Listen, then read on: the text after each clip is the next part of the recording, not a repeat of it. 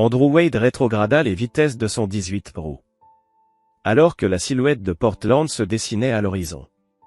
Après 14 jours sur la route. Son corps réclamait une douche et son propre lit. La cabine empestait le café froid et les restes de malbouffe, souvenir d'un trajet de 4800 km depuis la Floride. Si vous avez aimé la vidéo, n'oubliez pas de vous abonner à ma chaîne, d'activer les notifications, de laisser un like et un commentaire sous la vidéo. Il se frotta les yeux, épuisé, et attrapa son téléphone pour envoyer un rapide message à Brun. À la maison dans 30 minutes. Pas de réponse. Rien d'inhabituel ces derniers temps. Il guida son mastodonte de métal à travers les rues familières jusqu'à atteindre le dépôt de camion. Après avoir enregistré ses heures et soigneusement rempli ses papiers. Avec la même rigueur qu'il appliquait à tout dans sa vie. Andrew saisit son sac de sport et se dirigea vers son pick-up garé dans le parking des employés. Le trajet du retour dura 20 minutes. Andrew baissa la vitre, laissant l'air frais de l'Oregon l'envahir. Lorsque leur modeste maison à 2 étages apparut au bout de la rue. Il remarqua avec une légère moue une berline de luxe inconnue garée dans l'allée. La voiture de Darla. Sa belle-mère était encore en visite. Il se gara derrière la Mercedes, prit une profonde inspiration, puis entra. « Bonjour », lança-t-il en franchissant le seuil. L'air de la maison était saturé de parfums coûteux et de poulet rôti. De la cuisine, la voix de Brun flotta jusqu'à lui froide, distante. Andrew entra pour les trouver, sa femme et sa belle-mère, assises à la table, des verres de vin à la main. Le dîner, lui, était posé sur le comptoir, à découvert, déjà froid. « Tu es en retard », déclara Brun sans même se lever. « Embouteillage », répondit Andrew en déposant son sac. Il salua poliment, « Bonjour, Darla ». Darla Holloway daigna à peine lui adresser un sourire pincé. « Andrew, comment va la conduite ?» La manière dont elle prononça « conduite » donnait l'impression qu'il ramassait les ordures pour vivre. « Rentable », répondit-il simplement en se lavant les mains dans l'évier de la cuisine. Son alliance tinta contre le métal, un simple anneau en titane que Brun avait tenté de remplacer à plusieurs reprises. Il avait toujours refusé. C'était celle avec laquelle il s'était juré fidélité. À ses yeux, elle n'avait aucune raison d'être remplacée par quelque chose de plus tapac sans grave-l'œil. Brun me parlait justement de la vente de charité la semaine prochaine, intervint Darla en faisant tournoyer son vin. Les Preston seront là. Le fils de Richard vient de devenir associé chez Callaway et Hughes. Andrew acquiesça. Il voyait parfaitement où cela menait. Un énième rappel à Brun qu'elle aurait pu épouser mieux. Il se servit une assiette de poulet froid et de légumes. C'est un dîner à 500 $ par couvert, ajouta Brun en le regardant manger debout. J'ai pris des billets pour nous. Andrew s'arrêta au milieu d'une bouchée. Je serai à Denver la semaine prochaine. Le contrat MC Daniel, tu te souviens? Le visage de Brun se durcit. Tu peux reprogrammer. C'est important. Tout comme conserver nos clients, répondit Andrew calmement. Je ne leur demande pas de reprogrammer quand tu as des vernissages ou des levées de fonds. Ce n'est pas la même chose, intervint Darla. Ces événements créent des connexions, Andrew. Des connexions qui pourraient t'aider à élever ta situation. Andrew la regarda droit dans les yeux. Ma situation est très bien, Darla. Son regard glissa sur le téléphone de Brun posé sur la table. L'écran s'alluma brièvement, et il eut juste le temps de voir le nom affiché avant qu'elle ne le retourne.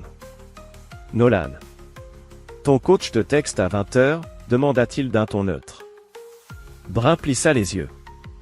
Il ajuste mon planning pour demain. Bien sûr, dit Andrew en terminant son assiette, qu'il alla rincer. Je vais prendre une douche. Alors qu'il quittait la cuisine, il entendit la voix étouffée de Darla. Comment tu supportes ses mains? Si rugueuses, calleuses. On dirait qu'il répare des moteurs. La réponse de Brun, douce mais nette, lui glaça le sang. Parfois, je me demande pourquoi j'ai épousé quelqu'un de si, en dessous de moi. La mâchoire d'Andrew se crispa. Mais il continua à marcher. Il avait entendu pire. Sous la douche, l'eau chaude glissa sur ses muscles endoloris alors qu'il repassait mentalement les 5 dernières années de son mariage. Il avait rencontré Bra Holloway lors d'une foire communautaire, où son église organisait une collecte alimentaire. Andrew supervisait les dons lorsqu'elle était apparue avec une petite contribution et un sourire éblouissant. Elle était belle, confiante, bien habillée, éloquente. Elle semblait fascinée par son approche directe, sans détour. « Tu es différent », lui avait-elle dit lors de leur 3e rendez-vous. « Tu n'essaies d'impressionner personne. » « J'aime ça. » Ce qu'elle voulait vraiment dire, comprit Andrew plus tard, c'était qu'elle le voyait comme un projet. Un diamant brut qu'elle pourrait polir, puis présenter à son cercle social comme sa création. Mais elle n'avait pas prévu son authenticité têtue. Après leur mariage, Bra avait tenté de le convaincre de rejoindre le cabinet d'investissement de son père, de quitter le transport, porteur des costumes, jouer au golf, faire du réseautage. « Tu es trop intelligent pour gâcher ta vie sur les autoroutes », plaidait-elle.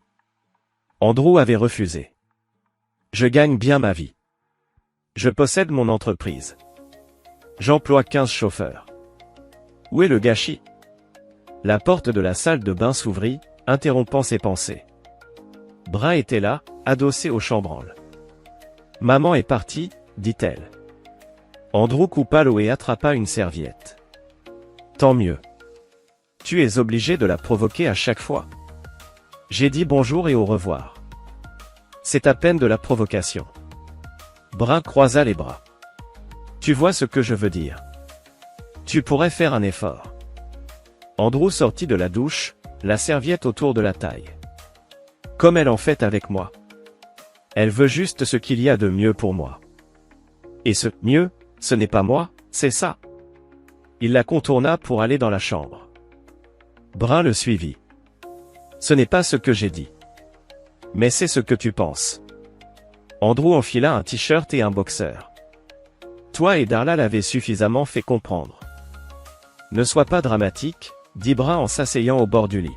« J'aimerais juste que tu envisages une autre carrière.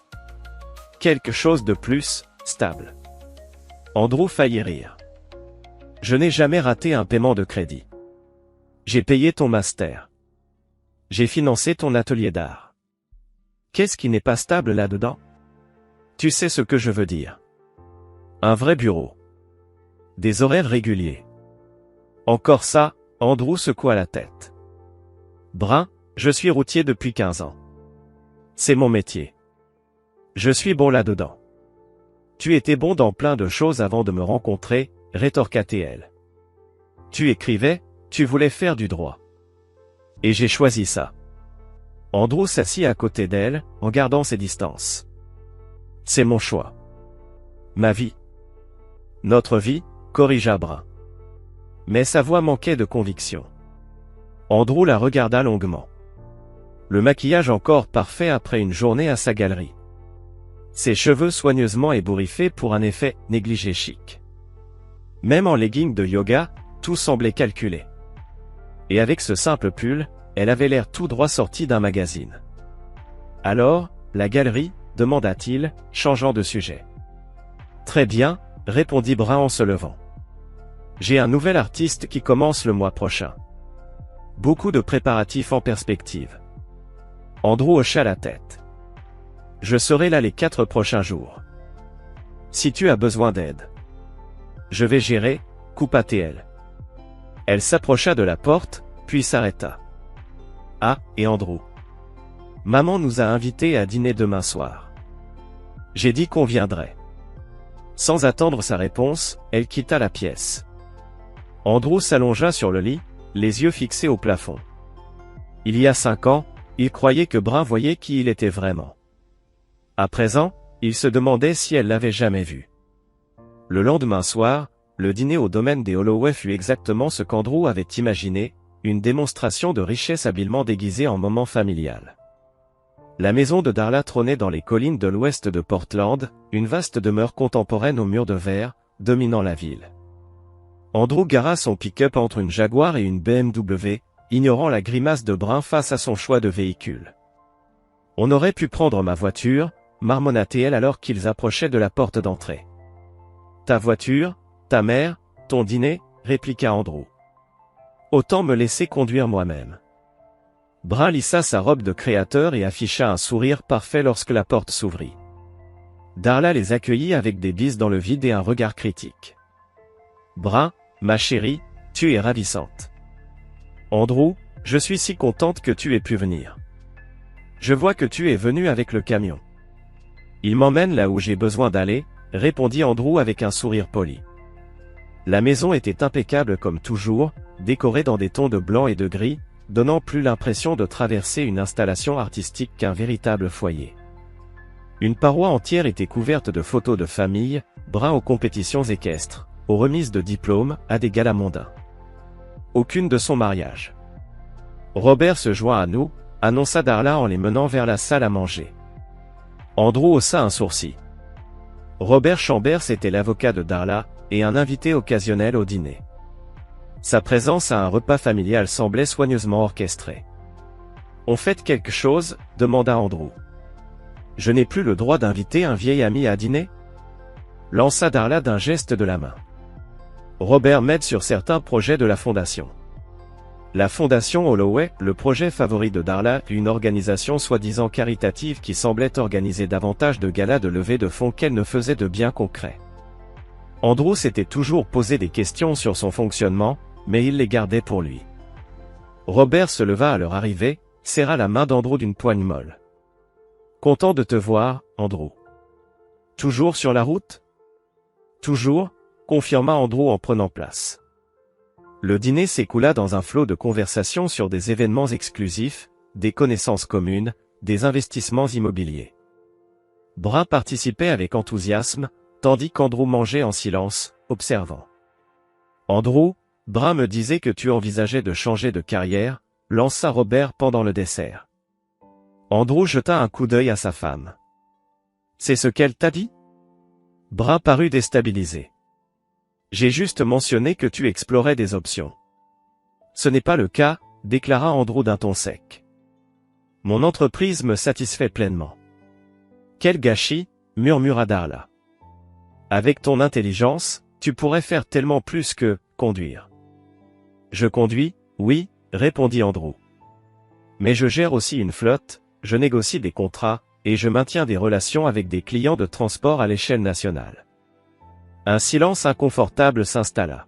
« Eh bien, » dit Robert en se raclant la gorge, « parfois il est bon de considérer toutes les options. La vie peut changer rapidement. » Quelque chose dans son ton fit lever les yeux d'Andrew. L'avocat échangeait un regard complice avec Darla. Après le dîner, Andrew s'excusa pour aller aux toilettes. En revenant, il s'arrêta devant le bureau de Darla, alerté par des voix étouffées à l'intérieur. « Tout est prêt », disait Darla. « Le compte est ouvert. Il ne reste qu'à bien choisir le moment. »« Maman, je ne suis plus sûr de tout ça, » répondit la voix de Brin. « Ne recule pas maintenant, » l'interrompit Darla. « Tu sais comment il est. Têtu. Inébranlable. Tu mérites quelqu'un qui t'élève, pas quelqu'un qui te retient. Mais s'il s'y oppose? Avec quoi? Robert a la meilleure équipe de l'État. Fais-moi confiance, ma chérie. D'ici l'année prochaine, tu seras libre de cette expérience et de retour là où tu dois être. » Andrew s'éloigna silencieusement, le visage impassible. Alors c'était ça, leur plan? Le prendre par surprise, le larguer, prendre tout ce qu'elle pouvait. Il retourna à la salle à manger sans rien laisser paraître. Sur le trajet du retour, Brin était inhabituellement silencieuse. « Beau dîner » fit Andrew. Brin acquiesça, le regard perdu par la fenêtre. Robert semblait très intéressé par mon avenir professionnel. Elle se redressa légèrement. Il est juste amical. Amical? Répéta Andrew en fixant la route. Cette nuit-là, alors que Brin dormait à ses côtés, Andrew resta éveillé, repensant à tout ce qu'il avait entendu. Ce n'était pas la première fois qu'il captait des murmures de mécontentement, mais cette fois, ça semblait différent. Organisé. Imminent. Il se leva sans bruit et se dirigea vers son bureau, une petite pièce que Brin avait tenté à maintes reprises de transformer en chambre d'amis. Il ouvrit le tiroir du bas de son bureau et en sortit un carnet en cuir. Il commença à écrire. des notes précises, dates, conversations, observations. Pendant 1 heure, il documenta tout ce dont il pouvait se souvenir, l'implication de Darla dans leur mariage, les incohérences financières qu'il avait remarquées, les secrets de plus en plus fréquents de Brun, les appels téléphoniques étranges qui se coupaient dès qu'il entrait dans une pièce. Quand il eut fini, il rangea le carnet et retourna au lit. Une seule pensée lui restait en tête alors qu'il sombrait dans le sommeil. Si Brun et Darla préparaient quelque chose, ils ne se laisseraient pas prendre au dépourvu. 3 jours plus tard, Andrew se préparait pour un nouveau long trajet, de Vancouver à Miami, avec des arrêts en chemin. Il chargea son camion méthodiquement, vérifiant et revérifiant son équipement. Son téléphone vibra. Un message de Judith Spina, sa plus vieille amie depuis le lycée, et propriétaire du garage où Andrew faisait entretenir ses camions. « Une bière avant que tu partes ?» Andrew regarda sa montre. Il avait le temps. Dot Murphy à 20 h. Leur repère habituel, un bar simple, avec de bons burgers et de la bière bien fraîche. Jude était déjà installé à leur table habituelle quand Andrew arriva. « T'as l'air crevé, frérot », lança-t-il en lui glissant une bière. « Semaine longue », répondit Andrew en s'asseyant. Judas Spina était son ami depuis la 3e. Là où Andrew était réservé et réfléchi, Jude était. Et direct. Son atelier de camions personnalisé, autrefois une simple opération de jardin, était devenu l'un des plus respectés du nord-ouest du Pacifique. « Comment va la princesse ?» demanda Jude. Il ne s'était jamais vraiment attaché à Brun, malgré les tentatives d'Andrew pour combler ce fossé. « Comme toujours », répondit Andrew en prenant une gorgée de sa bière. « En fait, non. Ce n'est pas vrai. Il se passe quelque chose. » Jude se pencha en avant. « Quel genre de « quelque chose » Andrew hésita, puis expliqua ce qu'il avait entendu par hasard chez Darla. Le visage de Jude s'assombrit. « Il te monte un coup, mec. Il prévoit de te dépouiller. On dirait bien. Et tu fais quoi? Tu pars à Miami comme si de rien n'était. » Andrew haussa les épaules. « Qu'est-ce que tu veux que je fasse d'autre? » L'affronter. Lui dire ce que t'as entendu. Et ensuite quoi? Elle nie tout, devient plus prudente, et je perds le peu d'avance que j'ai. Jude observa son ami attentivement. T'as déjà un plan, pas vrai? J'y travaille, répondit Andrew en prenant une autre gorgée. Tu te souviens de ton cousin Miguel? Celui qui est devenu avocat? Ouais. Droit des affaires, un truc comme ça. Tu crois qu'il accepterait de me parler en toute confidentialité? Jude hocha lentement la tête. Bien sûr. Il me doit un service, après que je lui ai retapé sa Camaro à prix coûtant. Parfait, conclut Andrew en terminant sa bière. Je vais peut-être avoir besoin de conseils professionnels. Tu crois que c'est à ce point sérieux? Je crois, dit Andrew prudemment, que Brun ne sait pas vraiment avec qui elle s'est mariée. Au cours des 2 mois suivants, Andrew nota une accélération des changements. Brun se montrait de plus en plus critique, trouvant à redire sur tout, ses vêtements, ses manières à table. Darla venait plus souvent, ses remarques toujours bien ciblées sur les manquements d'Andrew. Et les appels téléphoniques, secrets, interrompus brusquement dès qu'il approchait.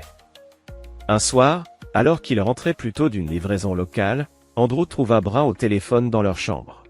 « Je ne peux pas parler maintenant, dit-elle rapidement, mettant fin à l'appel dès qu'elle le vit. « C'était qui ?» demanda Andrew en posant ses clés.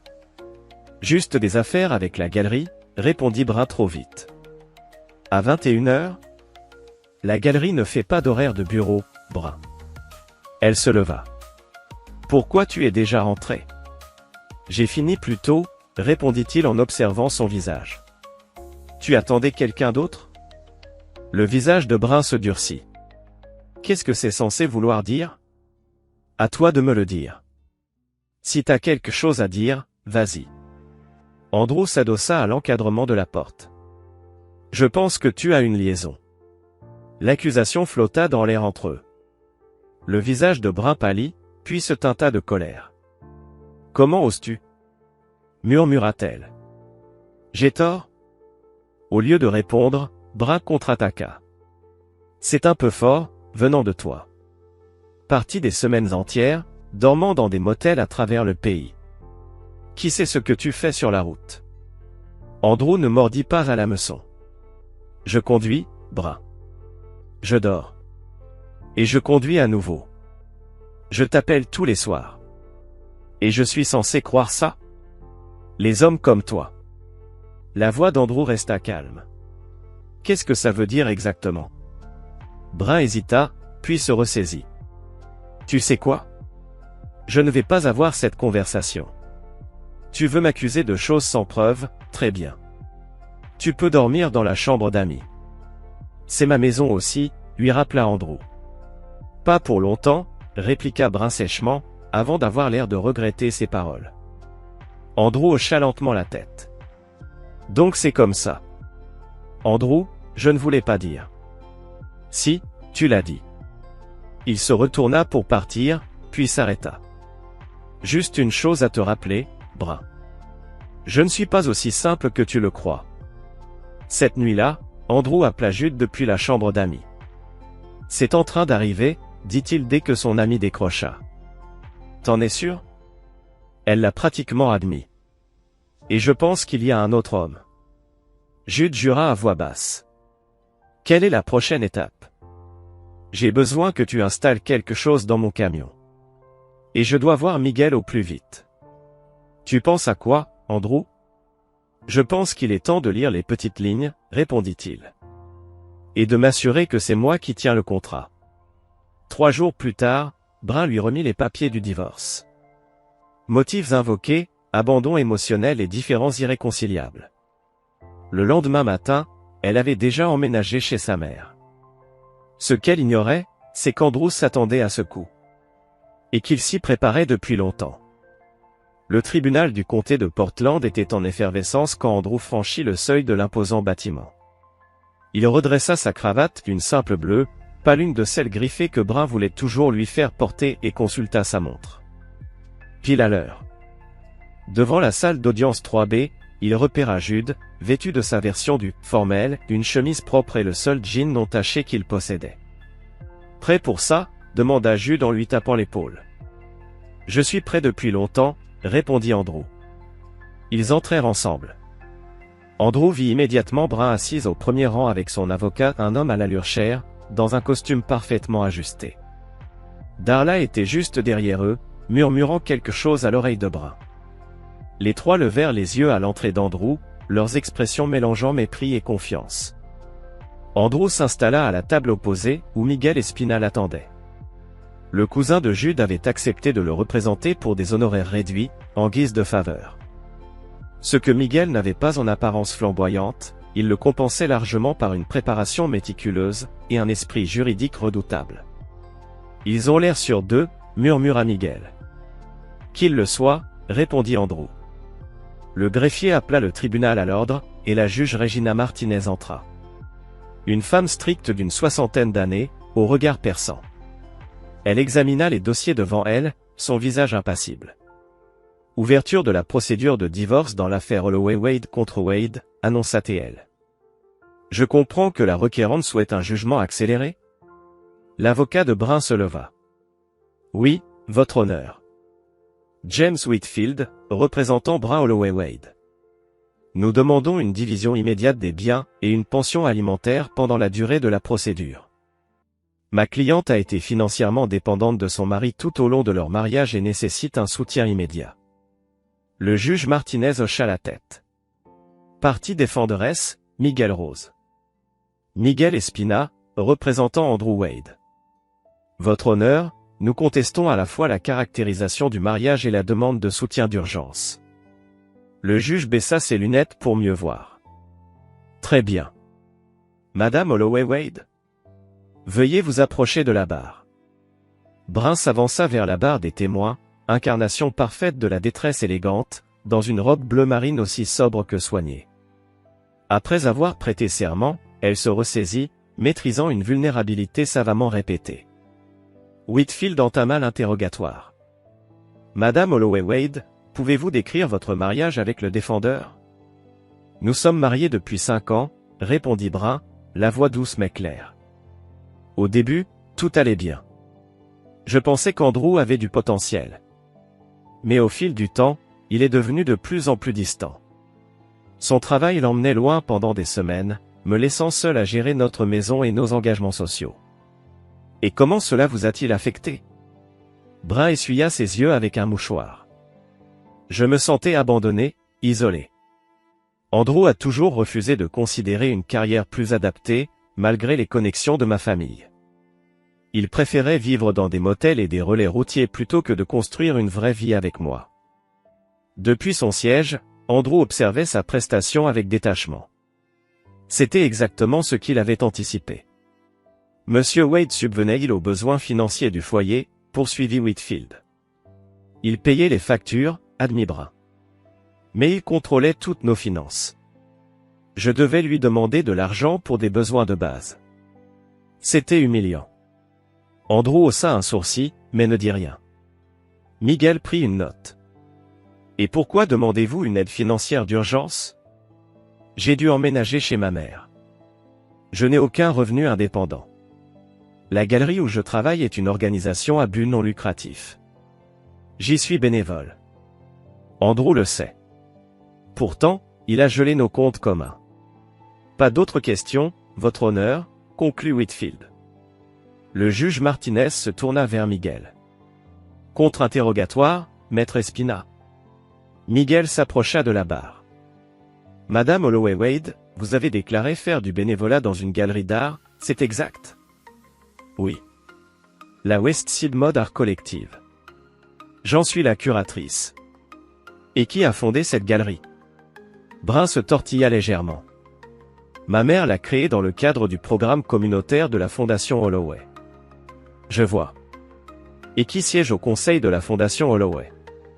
Ma mère en est la présidente. Je suis la secrétaire. Et la Fondation ne vous rémunère pas pour vos services? C'est un poste bénévole, insista Brun. Miguel acquiesça en consultant ses notes. Madame Holloway Wade, avez-vous obtenu un master pendant votre mariage avec mon client? Oui. En art plastique. Et qui a financé ce diplôme? Brun hésita. Andrew a contribué à mes études, oui. Contribué ou payé en totalité? Les frais de scolarité étaient de 63 000 $ sur 2 ans. Correct? Environ, oui. Avez-vous eu un compte courant à la First National Bank durant votre mariage? Brun sembla confuse par le changement de sujet. Oui. Avec un solde mensuel moyen de combien? Je ne me souviens pas exactement. Miguel tendit un document au juge et à Whitfield. Votre honneur, voici les relevés bancaires d'un compte au nom exclusif de Madame Holloway Wade. Vous noterez que le solde moyen sur les 3 dernières années est d'environ 30 000 $. Whitfield se leva. Objection. Ces documents n'ont pas été fournis lors de la découverte des pièces. Ils figurent dans l'annexe C, page 47, répliqua calmement Miguel. Le juge examina les documents. Objection rejetée. Le témoin répondra. Brun était visiblement déstabilisé. C'est mon compte personnel, avec 30 000 $, oui. Pourtant, vous avez déclaré ne pas avoir de revenus indépendants et devoir demander de l'argent à votre mari pour des besoins de base. Ces fonds sont réservés aux urgences, rétorqua Brun. Comme l'urgence de votre divorce, lança Miguel d'un ton posé. Madame Holloway Wade, vous avez également une carte de crédit à votre seul nom? Oui. Avec une limite de 50 000 $, et des dépenses actuelles d'environ 23 000 $ dans des enseignes comme Nordstrom, Saks Fifth Avenue, et plusieurs hôtels de luxe? Brun perdit un instant de sa contenance. J'ai certaines normes à maintenir. Pour les apparences. Une dernière question, qui règle les paiements de cette carte? Brun détourna le regard vers Darla, qui l'observait d'un air crispé. Andrew. Merci. Plus de questions. Alors que Brun retournait s'asseoir, Andrew la vit murmurer furieusement à Whitfield, visiblement inquiet. Le juge se tourna vers la table de la défense. Monsieur Wade, à la barre, s'il vous plaît. Andrew prêta serment, son attitude calme et directe. Miguel débuta. Monsieur Wade, quel est votre métier? Je suis propriétaire de Wade Logistique. Nous sommes une entreprise de transport spécialisée avec 16 camions et 23 employés. J'ai commencé comme chauffeur il y a 15 ans et j'ai bâti cette entreprise de zéro. Et votre revenu annuel approximatif? Environ 220 000 $, selon les contrats.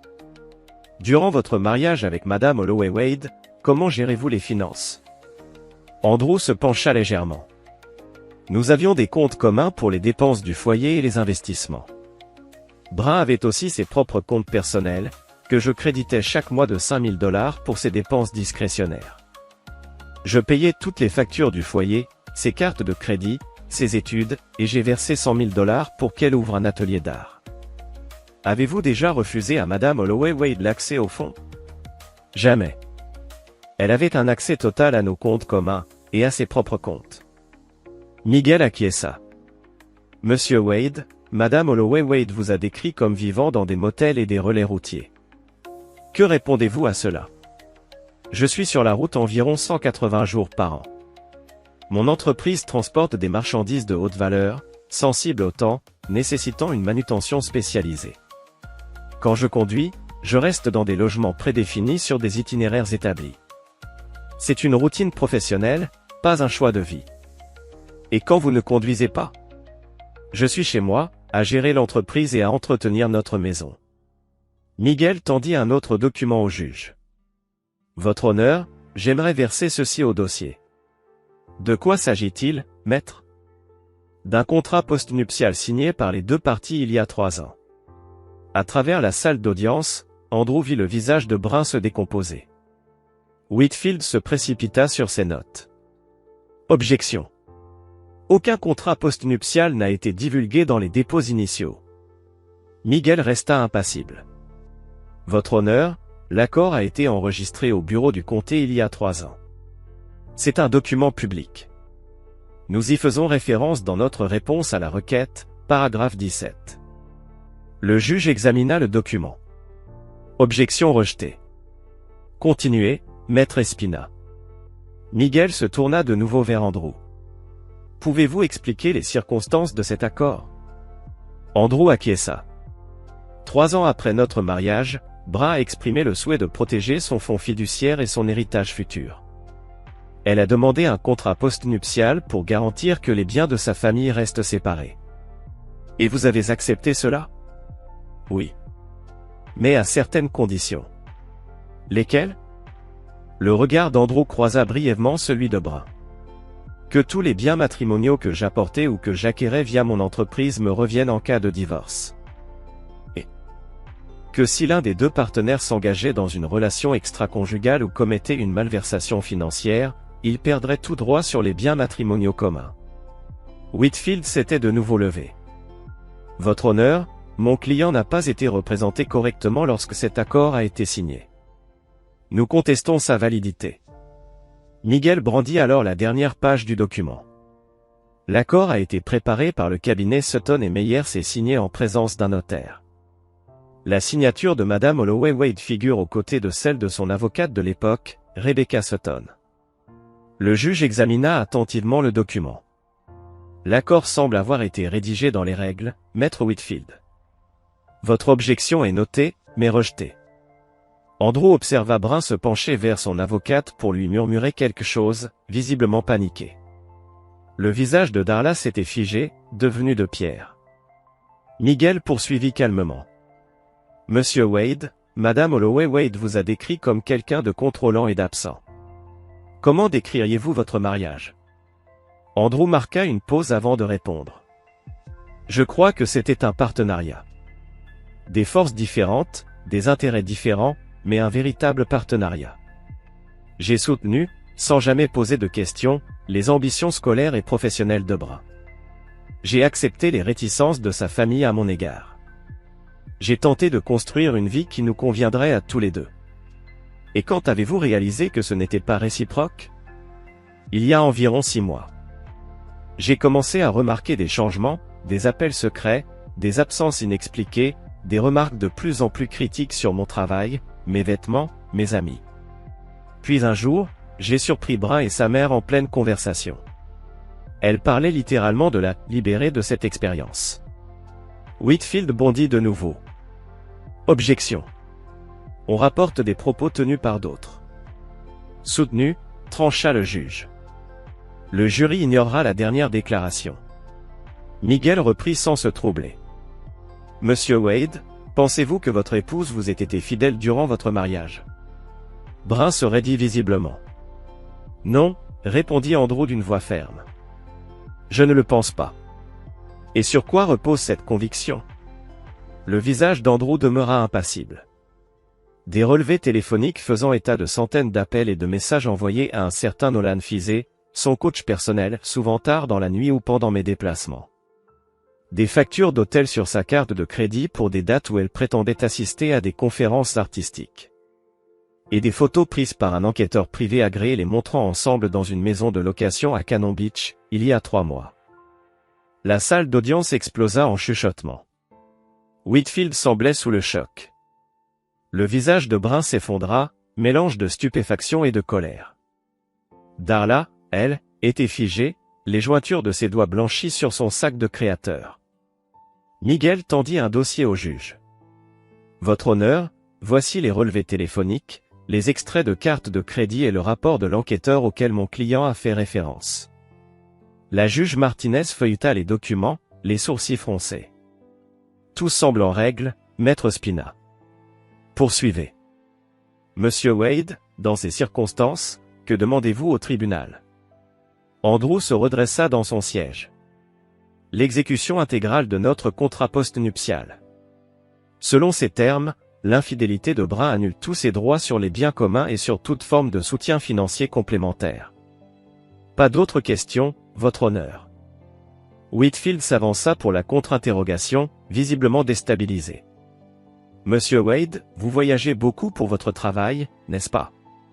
Oui. Et pendant ces longues absences, qui peut attester de vos déplacements et activités? Andrew comprit immédiatement où cela menait. Mon camion est équipé d'un système GPS, comme l'exigent les règlements du département des transports. Mon itinéraire, mes arrêts, mes horaires sont enregistrés électroniquement et transmis aux autorités. Cela prouve où se trouvait votre camion, pas où vous étiez vous, insista Whitfield. Je suis également le seul conducteur autorisé de mon véhicule, répliqua Andrew. Et j'ai installé une caméra dans la cabine l'an dernier, pour des raisons de sécurité. Les enregistrements sont stockés sur un serveur sécurisé. Whitfield marqua une pause, essayant de se ressaisir. Vous avez mentionné ce contrat postnuptial. N'est-il pas commode qu'il contienne justement des clauses qui vous sont si favorables aujourd'hui? Ces clauses s'appliquent à nous deux, rétorqua Andrew. J'aurais été soumis aux mêmes sanctions en cas d'infidélité ou d'abus financiers.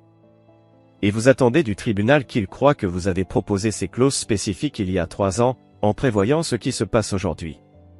Andrew soutint son regard avec calme. Je les ai proposées parce que je crois aux conséquences lorsqu'on trahit ses engagements, maître Whitfield. Je n'ai rien anticipé. J'ai simplement posé des limites claires. Whitfield tenta un nouvel angle d'attaque. N'est-il pas vrai que vous avez toujours éprouvé du ressentiment envers la richesse et la position sociale de la famille Holloway? Non. J'ai respecté ses origines, mais je n'ai jamais voulu faire semblant d'être quelqu'un d'autre. Pourtant, vous avez systématiquement refusé les opportunités de progression sociale ou professionnelle que vous offrait sa famille. Je préfère réussir par mes propres moyens, répondit Andrew simplement. Frustré, Whitfield changea une nouvelle fois de tactique. Parlons de vos preuves d'infidélité présumées. Vous avez engagé un détective privé pour suivre votre femme? Après avoir découvert des indices sérieux laissant penser à une liaison, oui. Certains qualifieraient cela de comportement intrusif et dominateur. Andrew ne broncha pas. Certains diraient que tromper son conjoint est également un acte intrusif et dominateur. Quelques rires étouffés s'élevèrent dans le public. La juge tapota légèrement son marteau. Pas d'autres questions, conclut Whitfield sèchement. La juge Martinez annonça une pause d'1 heure. Tandis que les gens quittaient la salle d'audience, Andrew resta assis, les yeux posés sur Brun, regroupé avec son avocate et sa mère. Darla semblait furieuse, ses gestes étaient secs, tranchants, tandis qu'elle réprimandait Whitfield à voix basse. « Tu t'es bien défendu » souffla Miguel. Il ne s'attendait à rien de tout ça. Ils m'ont toujours sous-estimé, répondit Andrew. Pendant la pause, Andrew sortit prendre l'air. Il trouva un coin tranquille sur les marches du palais de justice et prit un moment pour rassembler ses pensées. La matinée s'était déroulée comme prévu, mais il savait que la véritable bataille ne faisait que commencer. Andrew. Il se retourna. Brun se tenait là, à quelques pas de lui. Elle avait retiré sa veste de tailleur et ses mains tremblaient légèrement. « Qu'est-ce que tu veux, Brun ?» Elle jeta un coup d'œil autour d'elle, pour s'assurer qu'on ne les entendait pas. « On doit parler. Il n'est pas trop tard. Ça n'a pas besoin de devenir moche. »« C'est déjà moche, » lui répondit Andrew. « Tu l'as rendu moche en me trompant, puis en essayant de prendre tout ce que j'ai construit. »« Ce n'était pas comme ça, » protesta-t-elle faiblement. « Alors c'était comment ? Explique-moi. » Son ton n'était pas en colère. Juste factuel. Neutre. Brun hésita. J'étais malheureuse. Tu étais toujours absent. On voulait des choses différentes. Alors tu aurais dû demander le divorce. Honnêtement. Directement. Au lieu de toi et Darla, complotait dans mon dos. Tu as menti. Tu as trompé. Tu as tenté de m'humilier. Maman peut être persuasive, répondit Brun. Andrew secoua la tête. Ne rejette pas la faute sur Darla. Tu es adulte, Brun. Tu as fait tes choix. Et maintenant quoi ? Tu veux me ridiculiser au tribunal ? Ruiner ma réputation ? C'est ça que tu veux ? Ce que je voulais, dit Andrew calmement, c'était une épouse qui me respecte. Mais cette époque est révolue. On pourrait régler ça en privé, proposa Brun, baissant la voix. Trouver un arrangement. Un arrangement ? Comme celui que toi et ta mère avez élaboré ? Où je perds tout et je m'éclipse en silence ? Brun rougit. Ce n'est pas. C'est exactement ce que vous avez prévu, coupa sèchement Andrew. Je vous ai entendu, toi et Darla, cette nuit-là, chez elle. D'ici l'an prochain, tu seras débarrassé de cette expérience. Le regard figé de Brun confirma ses propos. Voici ce qui va se passer, enchaîna Andrew, toujours aussi calme. Nous allons retourner dans cette salle d'audience. Le juge va examiner notre contrat postnuptial et l'ensemble des preuves. Et ensuite, tu repartiras avec exactement ce que tu avais en arrivant dans ce mariage, ton fonds en fiducie, tes relations de famille, et ton faux sentiment de supériorité. Tu ne peux pas faire ça, murmura Brun. Je l'ai déjà fait. Andrew consulta sa montre. La pause est presque terminée. Tu devrais peut-être te repoudrer le nez avant qu'on retourne à l'intérieur. L'apparence, c'est important pour toi, tu te souviens. Il la contourna sans s'arrêter, marchant d'un pas assuré vers les portes du tribunal. Derrière lui, il entendit un sanglot étranglé. Mais il ne se retourna pas. Quand l'audience reprit, le juge Martinez s'adressa aux deux parties. Après avoir examiné les preuves présentées, je déclare que l'accord postnuptial est valide et exécutoire. Monsieur Whitfield, avez-vous d'autres témoins ? Whitfield se leva. Votre honneur, nous souhaiterions appeler Darla Holloway. Darla s'avança vers la barre. Élégante. Maîtrisée. Habillée d'un tailleur onéreux. Après avoir prêté serment, elle s'assit avec une posture parfaite, les mains délicatement posées sur ses genoux. Mademoiselle Holloway, entama Whitfield, pouvez-vous décrire ce que vous avez observé du mariage de votre fille avec Monsieur Wade ? La voix de Darla était cultivée, précise, mesurée. Dès le début, j'ai eu des inquiétudes. Andrew n'a jamais montré d'intérêt à s'intégrer dans notre famille ni à notre cercle social. Il s'accrochait à cette identité d'ouvrier, malgré des opportunités évidentes de s'élever. Et comment cela affectait-il votre fille ? Brun a fait de gros efforts pour que ce mariage fonctionne, répondit Darla, son affection maternelle évidente dans son ton. Elle a soutenu son entreprise de transport, enduré ses absences prolongées. Elle l'a même défendu quand nos amis remettaient en question son choix de mari. Avez-vous été témoin d'un comportement contrôlant de la part de Monsieur Wade ? Darla hocha la tête, grave. Il insistait pour gérer leurs finances. Il refusait d'assister à des événements sociaux ou caritatifs importants. Il isolait Brin de son milieu naturel en maintenant un mode de vie en dessous de son éducation. Andrew l'observait sans émotion. Darla maîtrisait son rôle à la perfection, sincère, inquiète, mesurée, sans jamais en faire trop. Merci, mademoiselle Holloway, conclut Whitfield. Pas d'autres questions. Miguel s'avança pour le contre-interrogatoire. Mademoiselle Holloway, à quelle fréquence rendiez-vous visite à votre fille et à Monsieur Wade? Régulièrement. Chaque semaine, quand c'était possible. Et lors de ces visites, avez-vous observé un comportement verbalement ou physiquement abusif de la part de Monsieur Wade envers votre fille? Darla hésita. Pas dans le sens conventionnel, non. Avez-vous jamais vu Andrew empêcher votre fille de dépenser de l'argent, de voir ses amis ou de poursuivre ses propres intérêts? Il était plus subtil dans son contrôle. Je vous demande une réponse directe, mademoiselle, insista Miguel. L'avez-vous déjà vu l'empêcher de dépenser de l'argent, de voir ses amis ou de poursuivre ses intérêts? Un silence. Non, admit Darla à contre-cœur. Miguel hocha la tête. Mademoiselle Holloway, vous êtes présidente de la fondation Holloway, n'est-ce pas? Darla sembla surprise par ce changement de direction. Oui, depuis 15 ans. Et cette fondation bénéficie du statut d'exonération fiscale en tant qu'organisation caritative? Bien sûr. Pouvez-vous nous expliquer la relation entre la fondation et Green Pass Logistique? La façade maîtrisée de Darla se fissura légèrement. Je ne vois pas de quoi vous parlez. Miguel lui tendit un document. Voici un formulaire IRS 990, déposé par la fondation Holloway il y a 3 ans. Il indique des paiements d'environ 450 000 $ à Green Pass Logistique pour des services de transport. Oui. Ils ont aidé à la distribution de biens caritatifs, répondit Darla, retrouvant peu à peu son aplomb. Mademoiselle Holloway, savez-vous que Green Pass Logistique a été fondé seulement 2 semaines avant d'obtenir ce contrat, et que son adresse commerciale est un bureau virtuel dans le Delaware, sans présence physique?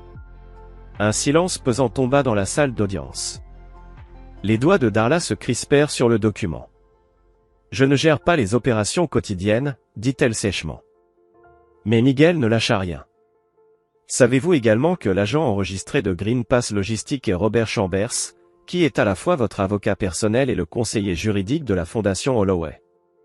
Objection, lança Whitfield. Pertinence? J'établis un schéma d'irrégularité financière, votre honneur, expliqua Miguel avec fermeté. Cela concerne directement la crédibilité du témoignage de mademoiselle Holloway concernant le caractère de Monsieur Wade. Et pour ce qui est de la gestion financière, je l'autorise, trancha la juge Martinez. Le témoin répondra. La voix de Darla était tendue. Robert gère de nombreux clients. Je n'étais pas au courant de toutes les entités qu'il représente. Une dernière question, déclara Miguel. Mademoiselle Holloway, avez-vous utilisé le numéro de sécurité sociale de Monsieur Wade pour ouvrir un compte bancaire au nom de Green Pass Logistique, sans sa connaissance ni son consentement? La salle d'audience devint brusquement silencieuse. Le visage de Darla pâlit. C'est absurde, murmura-t-elle. Miguel tendit un autre document à la juge. Votre honneur, voici un relevé bancaire d'un compte ouvert à la FUR Security Bank au nom de Green Pass Logistique, utilisant le numéro de sécurité sociale d'Andrew Wade, mais avec Darla Holloway comme seul signataire. Monsieur Wade a découvert ceci en consultant son rapport de crédit l'année dernière. La juge Martinez examina le document, le front de plus en plus plissé. Mademoiselle Holloway, êtes-vous consciente que l'utilisation du numéro de sécurité sociale d'une autre personne à des fins financières, sans son consentement, constitue un vol d'identité? Darla semblait désormais véritablement alarmée. Il doit y avoir une erreur, je ne ferai jamais ça, votre honneur. Miguel l'interrompit. Nous disposons de documents supplémentaires montrant une utilisation systématique des informations personnelles de Monsieur Wade pour établir des lignes de crédit et créer des entités commerciales sans sa connaissance. Nous pensons que ces activités constituent à la fois un vol d'identité et une fraude fiscale potentielle. Whitfield se leva d'un bond. Votre honneur, ces accusations dépassent le cadre de cette procédure. Si Monsieur Espina a des preuves d'activité criminelle, il devrait les transmettre aux autorités compétentes. C'est déjà fait, répondit calmement Miguel. La division des enquêtes criminelles de l'IRS a reçu tous les documents pertinents. Darla se leva à moitié du banc des témoins. C'est scandaleux. Je suis venu ici pour soutenir ma fille, pas pour être accusé de. Asseyez-vous, mademoiselle Holloway, ordonna sèchement la juge Martinez. Monsieur Espina, bien que j'apprécie votre rigueur, veuillez limiter vos questions aux aspects directement liés à la procédure de divorce. Bien sûr, votre honneur. Miguel se tourna de nouveau vers Darla. Mademoiselle Holloway, étant donné que vous semblez avoir commis un vol d'identité en utilisant les informations personnelles de Monsieur Wade, diriez-vous que vous nourrissez une animosité à son égard, susceptible de fausser votre témoignage aujourd'hui? Le sang-froid de Darla vola en éclats. C'est un coup monté, siffla-t-elle. Andrew n'était rien avant d'épouser ma fille. Rien du tout. Je n'ai pas d'autres questions, conclut Miguel en retournant à sa place. Whitfield renonça à l'interrogatoire complémentaire, et Darla fut autorisée à quitter la barre. Elle regagna son siège, visiblement ébranlée, tandis que la juge Martinez appelait les plaidoiries finales. Whitfield prit la parole en premier, tentant tant bien que mal de sauver son dossier. Il insista sur les contributions de Brun au mariage, remit en question le moment choisi pour produire les preuves d'Andrew, et chercha à dissocier les irrégularités financières présumées de Darla de la demande de divorce de Brun. Lorsque Miguel se leva pour sa plaidoirie, son approche fut méthodique et dévastatrice. Votre honneur, cette affaire concerne fondamentalement l'honnêteté et ses conséquences. Monsieur Wade s'est engagé dans ce mariage de bonne foi. Il a travaillé dur, fourni généreusement, et honoré ses engagements. En retour, Madame Holloway Wade a eu une liaison extra-conjugale, tandis qu'elle et sa mère tramaient une stratégie visant à tirer un maximum d'avantages financiers d'un mariage qu'elles considéraient toutes deux comme temporaire et inférieur à leur statut. Il brandit l'accord postnuptial. Ce document, que Madame Holloway Wade elle-même a initié, stipule clairement les conséquences de l'infidélité et de la mauvaise gestion financière. Les preuves de ces deux fautes sont accablantes et incontestées. Il désigna Andrew. Monsieur Wade ne cherche pas la vengeance. Il demande simplement l'application d'un accord que Madame Holloway Wade a signé volontairement, avec une représentation juridique adéquate. Il souhaite conserver l'entreprise qu'il a construite avant et pendant le mariage, la maison qu'il a principalement financée, et pouvoir avancer. Miguel jeta un regard à Brun et Darla. Peut-être l'aspect le plus révélateur de cette affaire est-il que Madame Holloway Wade et sa mère ont systématiquement sous-estimé Monsieur Wade. Elle considérait son métier comme inférieur, son intelligence comme limitée, ses ressources comme exploitables. Mais elles ont ignoré ceci, l'intégrité et la persévérance sont des qualités qui comptent en affaires, en mariage, et devant un tribunal. Il se tourna de nouveau vers la juge. Nous demandons que l'accord postnuptial soit appliqué selon ces termes, que la demande de pension alimentaire soit rejetée, et que Monsieur Wade se voit attribuer le remboursement de ses frais d'avocat, tel que prévu dans l'accord. Merci. La juge Martinez annonça une brève suspension pour examiner ses notes. Pendant l'attente, Andrew resta silencieux aux côtés de Miguel, observant Brun et Darla discuter vivement avec Whitfield, de plus en plus abattu. Lorsque la juge revint, son visage était grave. Après avoir examiné toutes les preuves et les arguments présentés, je conclus ce qui suit. Premièrement, l'accord postnuptial entre Andrew Wade et Brun Holloway Wade est valide et exécutoire. Deuxièmement, il existe des preuves claires et convaincantes que Madame Holloway Wade a entretenu une relation extra-conjugale en violation des termes de l'accord. Troisièmement, il existe des éléments substantiels indiquant une malversation financière de la part de Darla Holloway, impliquant les informations personnelles de Monsieur Wade. Elle fixa Brun droit dans les yeux.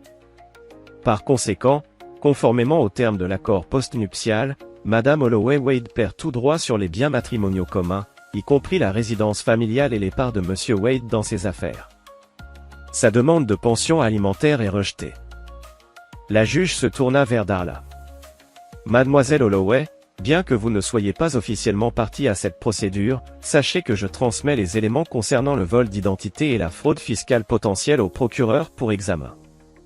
Je vous recommande de consulter immédiatement un avocat indépendant. Enfin, Elle s'adressa aux deux parties. Monsieur Wade se voit attribuer le remboursement de ses frais d'avocat, comme le prévoit l'accord. Ce tribunal prononce le divorce pour cause de différends irréconciliables, avec effet immédiat. Des questions? Whitfield se leva faiblement. Votre honneur, nous avons l'intention de faire appel. C'est votre droit, coupa la juge, mais sachez que les appels fondés sur des preuves disponibles mais non présentées au procès aboutissent rarement. Cette affaire est close. D'un dernier coup de marteau, la juge Martinez quitta le banc. Un instant, personne ne bougea. Puis Brun se leva brusquement, les larmes coulant sur son visage, et quitta précipitamment la salle d'audience. Darla la suivit, son sang-froid complètement effondré. Whitfield rassembla ses papiers en silence, abattu. Andrew resta assis, assimilant le verdict. Tout s'était déroulé comme prévu, mais il ne ressentait aucune victoire. Juste une profonde fatigue. Jude s'approcha de la galerie et lui donna une tape sur l'épaule. « C'est fini, frère. » Andrew hocha la tête, se levant lentement. « Oui, c'est fini. » Alors qu'il quittait la salle d'audience, Andrew jeta un dernier regard vers la barre des témoins vide, l'endroit où il avait enfin pu dire sa vérité. 5 années de sa vie réduites à des pièces à conviction et à des témoignages. Il se détourna, et sortit dans le soleil de l'après-midi, prêt à laisser les ténèbres derrière lui. Une semaine après que le divorce eut été prononcé, Andrew revint dans sa maison officiellement et entièrement sienne et la retrouva exactement comme il l'avait laissée, à l'exception des affaires personnelles de Brun. Elle avait pris ses vêtements, ses bijoux, ses œuvres d'art, mais avait tout laissé le reste. Aucun attachement sentimental, apparemment. Il traversa les pièces lentement, notant les espaces vides là où ses photos avaient été accrochées. L'endroit vide sur la commode où ses parfums trônaient, le placard à moitié vide. La maison paraissait plus grande, comme si son absence avait créé de l'espace plutôt qu'un vide. Dans la cuisine, il trouva un seul verre à vin dans l'évier. Un geste d'adieu, peut-être. Il le lava, le sécha, et le rangea. Puis il ouvrit son ordinateur portable et commença à chercher des agences immobilières. Cette maison, bien que victoire légale, contenait trop de souvenirs falsifiés. Il voulait un nouveau départ. Son téléphone sonna. Le nom de Jude s'afficha à l'écran. « Allô ?» répondit Andrew en posant l'ordinateur. « T'es où ?» demanda Jude sans préambule. « À la maison. » « Allume la télé. » Chaîne 8. Andrew attrapa la télécommande et alluma l'écran. Les infos locales diffusaient une édition spéciale, une philanthrope en vue sous enquête fédérale. La caméra montrait des agents fédéraux sortant des cartons de documents du manoir de Darla. Une journaliste, au premier plan, expliquait. La fondation Holloway fait l'objet d'une enquête pour fraude fiscale, vol d'identité et le détournement de fonds caritatifs. Andrew murmura, ça devient encore meilleur. Attends la suite, répondit Jude. La scène passa à une déclaration brève d'un porte-parole de l'IRS. Cette enquête a débuté sur la base de preuves suggérant un abus systématique du statut d'exonération fiscale d'une organisation caritative. Cela inclut la création de sociétés écrans visant à détourner des fonds à des fins personnelles. Andrew, le téléphone à l'oreille, demanda. Tu savais que ça allait arriver? Miguel avait mentionné que l'IRS prenait cette enquête très au sérieux, mais je ne pensais pas qu'ils agiraient aussi vite, répondit Jude. Andrew regarda l'écran. La caméra avait capté une brève image de Darla, escortée jusqu'à une voiture. Son visage était à moitié dissimulé derrière un foulard de marque. Aucun signe de Brun. Et Robert Chambers, demanda Andrew, se rappelant l'avocat de Darla, et son complice présumé. Lui aussi fait l'objet d'une enquête. Apparemment, il coopère avec les autorités. Il balance Darla pour sauver sa propre peau. Andrew éteignit la télévision. Je ne m'attendais pas à tout ça. Tu n'en es pas la cause, lui rappela Jude. Tu as seulement révélé ce qui existait déjà. Andrew soupira. Tu regrettes? Demanda Jude. Andrew réfléchit un moment avant de répondre. Non. Ils ont fait leur choix. Moi aussi. Après avoir raccroché, Andrew retourna à son ordinateur portable. Il ne ressentait pas de satisfaction en voyant la chute de Darla. Juste une confirmation discrète, que parfois, la justice suit son propre calendrier. 3 jours plus tard, Andrew reprit la route. Le poids familier du camion sous lui, l'autoroute ouverte qui s'étendait devant, c'est ici qu'il avait toujours trouvé de la clarté. Sa première étape fut l'atelier de Jude, où un groupe d'hommes s'affairait autour d'un moteur partiellement démonté. Jude l'aperçut et lui fit signe. « Andrew, je te présente l'équipe, » dit-il en désignant les hommes. Des anciens marines, en quête d'une nouvelle voie. Andrew serra la main de chacun d'eux, Jim, Marcus, Dwayne et Tony. Des poignées de main fermes, des regards scrutateurs mais respectueux. « Jude m'a dit que tu gères une entreprise de transport, » lança Jim. « Il y a de l'argent là-dedans, » ajouta-t-il. « Correct, » répondit Andrew. « Encore mieux quand tu possèdes ton propre camion. C'est dur, long, mais tu es ton propre patron sur la route. Ces gars-là ont besoin de stabilité, » expliqua Jude. La transition vers la vie civile n'a pas été facile. Andrew les observa plus attentivement. Leur posture disciplinée, leur attention méticuleuse aux moindres détails mécaniques. Il reconnut quelque chose en eux. Une quête de but. Une direction à trouver. Plus tard, autour d'un café dans le bureau de Jude, il posa la question. « Vous avez déjà pensé à une carrière dans la logistique ?» Puis il exposa son idée. Un programme de mentorat. Former des vétérans. Les aider à obtenir leur permis poids lourd.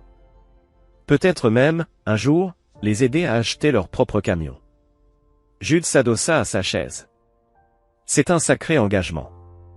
Et si le moment était venu, répondit Andrew. Et puis, l'entreprise est assez stable pour s'agrandir. Qu'est-ce qui t'a poussé à faire ça, demanda Jude. Andrew réfléchit un instant. J'ai passé 5 ans avec quelqu'un qui ne voyait aucune valeur dans ce que je faisais. Peut-être qu'il est temps de montrer à d'autres ce que j'ai trouvé comme opportunité. Un silence. Et ça n'a rien à voir avec le fait que tu ressentes le besoin de faire quelque chose de positif après tout ce qui s'est passé. Andrew esquissa un léger sourire. Peut-être bien que si. Au cours du mois suivant, Andrew développa le programme. Il établit un partenariat avec une association d'anciens combattants, obtint des financements préliminaires, et mit en place un calendrier de formation. Les hommes rencontrés à l'atelier de Jude furent les premiers à s'inscrire.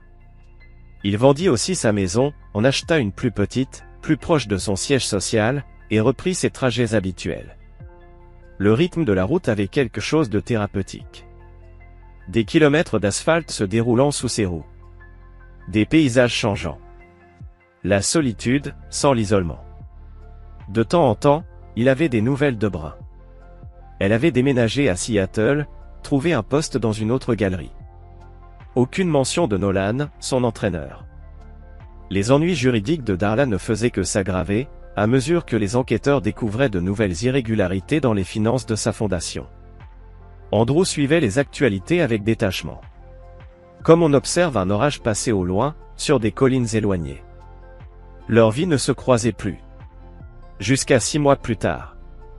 Andrew s'envola pour Miami pour une conférence professionnelle. Ce matin-là, l'aéroport international de Portland était bondé. Il enregistra son bagage, passa les contrôles de sécurité, puis se dirigea vers sa porte d'embarquement.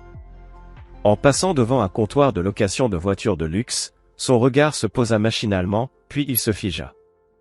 Brun se trouvait derrière le comptoir. Les cheveux attachés en une queue de cheval simple, vêtue de l'uniforme de la société. Elle aidait un client. Son sourire était professionnel, mais tendu. Elle semblait plus mince. Plus âgée, en quelque sorte, malgré un maquillage soigneusement appliqué. Andrew aurait pu passer sans s'arrêter. Faire comme s'il ne l'avait pas vue. Mais il s'arrêta. Et attendit qu'elle ait terminé avec le client. Quand elle leva les yeux et le vit, son expression passa de la surprise à l'embarras, puis à la résignation. « Andrew » murmura-t-elle. « Brun » répondit-il d'un hochement de tête, remarquant l'absence de ses vêtements de marque. « Et des bijoux. »« Je travaille ici maintenant » dit-elle en redressant le dos, laissant transparaître un éclair de sa fierté d'antan. « Oui, Depuis que les avoirs de la fondation ont été gelés, j'ai dû faire quelques ajustements. Un silence gênant s'étira entre eux. Darla, demanda-t-il enfin. En résidence surveillée, en attendant son procès, répondit Bryn d'une voix tendue. Les frais juridiques l'ont presque ruiné. Andrew hocha la tête. Et Nolan? Un sourire amer effleura le visage de Bryn. Parti. Il s'est avéré qu'il était plus intéressé par le nom sur la porte que par moi. Je suis désolé d'apprendre ça, dit Andrew, surpris lui-même par la sincérité de ses mots. Bryn observa son visage avec attention. Tu le hais vraiment? Personne ne mérite d'être utilisé, Bryn. Pas même toi. Elle tressaillit légèrement à ces paroles. Je suppose que je l'ai mérité. Un autre client s'approcha du comptoir, les sauvant d'une conversation qui menaçait de s'approfondir davantage. Je devrais y aller, dit Andrew en désignant les portiques. Prends soin de toi. Alors qu'il se tournait pour partir, Bryn l'interpella. Andrew? Il se retourna. Tu as bonne mine, dit-elle. Heureux. Andrew réfléchit un instant. Je le suis, réalisa-t-il. Bonne chance, Bryn. Il s'éloigna, conscient du regard de Bryn qui le suivait. Il ne se retourna plus. Dans l'avion, Andrew repensa à cette rencontre. Bryn, autrefois juché sur son piédestal de privilège, était tombé bien bas. Et pourtant, elle lui semblait désormais plus réelle que jamais durant leur mariage. Le masque s'était fissuré, révélant la personne en dessous, imparfaite, en lutte, humaine. Il ne ressentait aucune satisfaction face à sa chute. Seulement une certitude calme et inébranlable, il avait échappé à quelque chose de toxique. La vie que Bryn et Darla avaient planifiée pour lui, une vie de contrôle, de réduction, puis d'abandon, n'était plus une menace. Tandis que l'avion prenait son envol, Andrew regarda Portland disparaître sous les nuages. De nouveaux horizons l'attendaient, des opportunités d'affaires, un programme de mentorat pour vétérans, et peut-être, un jour, une relation fondée sur le respect mutuel plutôt que sur le calcul social. Il avait eu raison ce jour-là, au tribunal. Bryn et Darla l'avaient toujours sous-estimé. Elle n'avait vu que la surface, des mains calleuses, des bottes usées, un métier manuel. Et elles avaient raté l'essentiel. Son intelligence. Sa patience. Sa capacité à observer, à apprendre. Et son refus obstiné d'être le cobaye de quiconque. La cabine de camion que Bryn avait moquée, la qualifiant de maison ambulante, était devenue un centre de commandement pour la justice. Un lieu où, kilomètre après kilomètre, dans la solitude, il avait consigné la vérité et préparé l'heure du jugement. Andrew s'appuya contre son siège, ferma les yeux alors que l'avion se stabilisait au-dessus des nuages. Le petit texte en bas du contrat avait bel et bien compté dans les contrats, dans les mariages, dans la vie. Il n'avait pas simplement survécu à la trahison. Il l'avait enseveli sous l'asphalte, la dignité, et un contrat blindé. Et maintenant, il roulait loin de leur ruine, reconstruisant son avenir, 1 kilomètre à la fois. I'm trying to look for, like, a cave. No luck so far from the surface. What do you say we just start digging?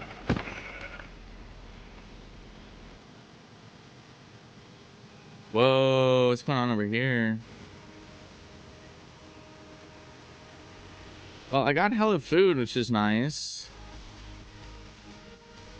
Whoa.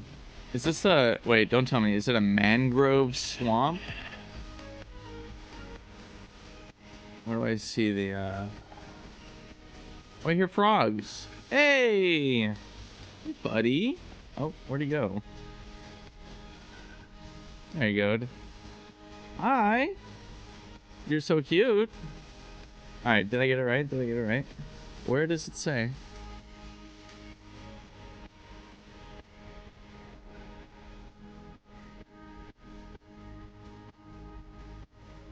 I see Chunk.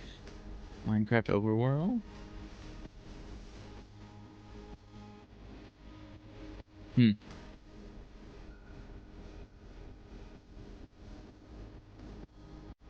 Oh, I don't know. Anyways, I actually think that's not a great place to be looking for caves. Whoa, what is that? Do you see those? What is that? Hold on, I gotta... What's this? Mangrove propagule? Mina, what is this? Is this how I propagate?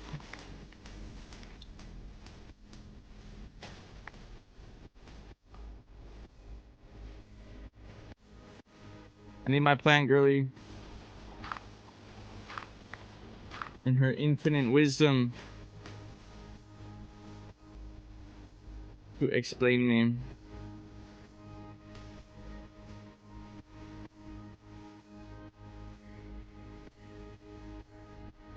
Man, the more I think about it, the more pissed off I get that I died in the last world.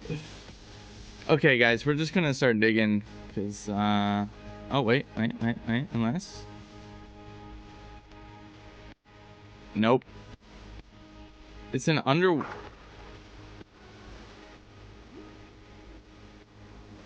Nope.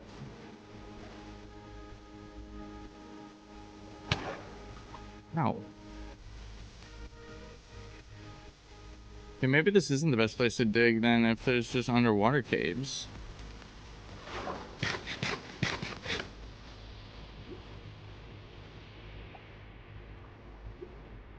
It is a little insane that I haven't found a single piece of iron yet. Oh?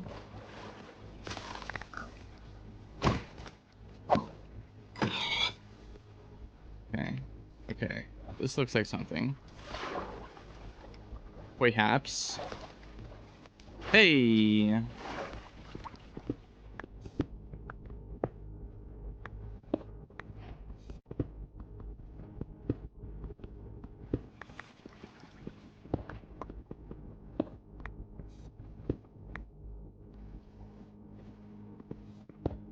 Okay. Somewhat promising, perhaps? Maybe a little bit? Please open up. Please open up. Oh? It's very hard to say. No, I think it dead ends here.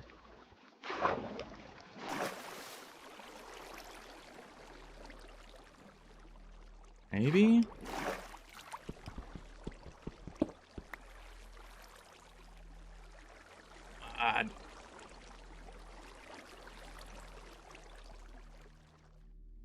You emailed them back? Did you forget to breathe, Mina?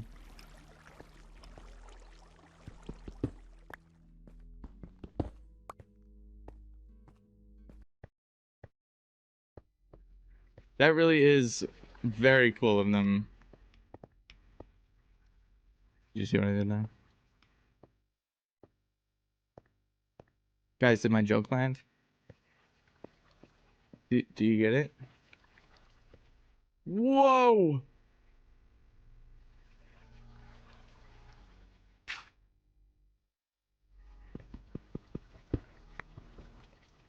Woo! It's so scary.